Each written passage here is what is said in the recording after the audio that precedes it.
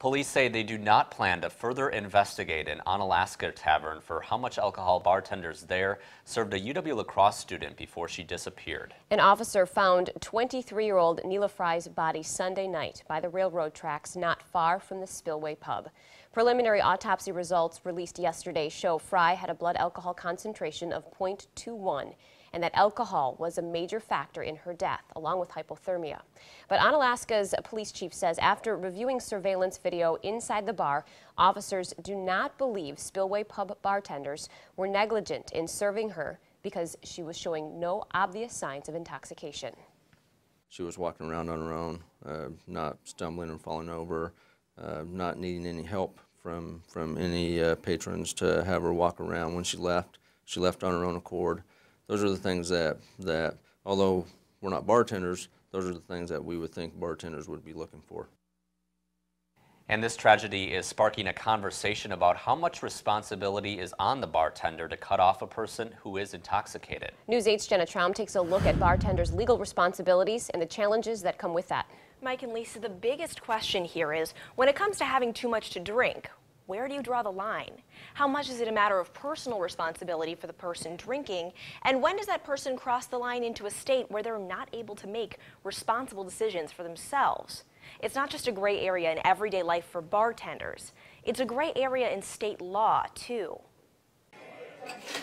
In his 7 years behind the bar, Jake Amundsen has only had to cut off a customer a handful of times. I will especially cut somebody off when they start being disrespectful to the people around them or anybody else that works with me. Even if it's an uncomfortable situation. If I was to isolate somebody and make them feel awkward, the chances of them coming back here are going to be, mildly minuscule. A few years back, he took a class offered by the La Crosse County Tavern League that's trained more than 1,000 local bartenders how to interact with a customer who's had too much to drink and when to stop serving them. Don't wait on them, just kind of walk along like you don't notice their glass is empty.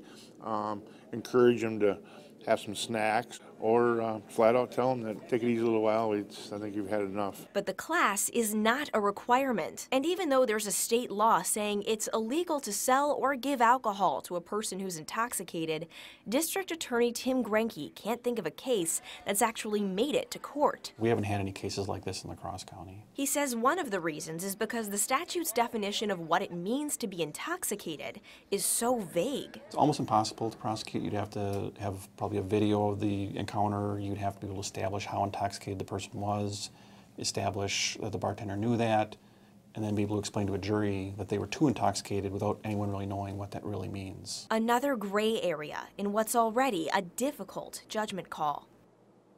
The president of the La Crosse County Tavern League tells me there are a lot of situations that make it difficult for bartenders to know if a customer's had too much. One of the big ones is that a bartender never knows how many drinks a customer has had before coming to the bar. He says a lot of young people, especially these days, start drinking at home before they head out to a bar to save some cash.